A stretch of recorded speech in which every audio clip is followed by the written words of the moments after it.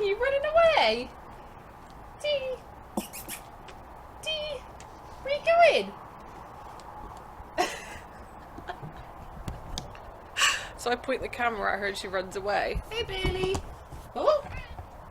Hello. You're not shy, are you? No. Oh, that's funny.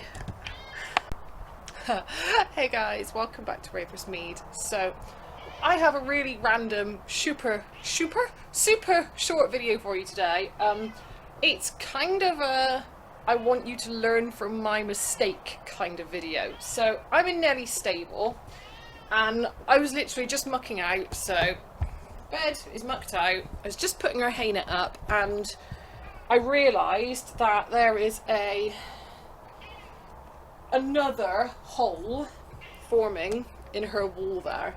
Now, I don't know if you can see very well, but this, you can actually see the colour difference. That's where she's been rubbing her backside, but this all along here, you see the colour difference from down here.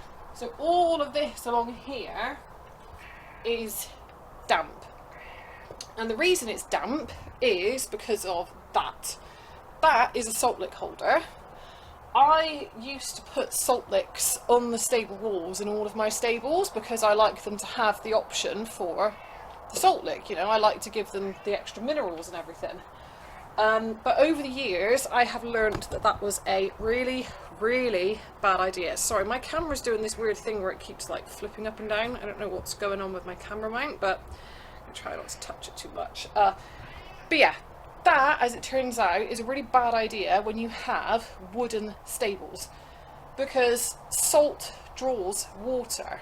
And what I've noticed happens is, so you've got your salt lick in here, and it's drawing in all this moisture. Now, we're in a really damp area, it rains a lot here, so maybe it's worse for us than it is for other people.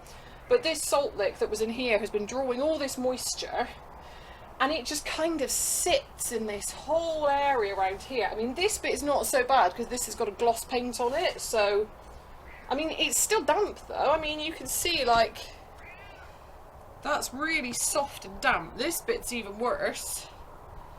But yeah, so basically where all that water's been sucked into the wood, it has rotted. So by putting a salt lick on my stable wall, I have in fact rotted that entire section of Nellie's stable. So that's not great. I mean, that is where she pushed her backside through it scratching. However, had the wood not been damp from, you know, the moisture from the salt lick, that wouldn't have cracked nowhere near as easily. I mean, she rubs her backside everywhere in this stable, and that damp bit is the only bit that's given way. So yeah, I just wanted to show you guys that, for any fellow equestrians out there. If you have wooden stables, really think carefully before putting a salt lick on the wall in your stable, because that could happen to you.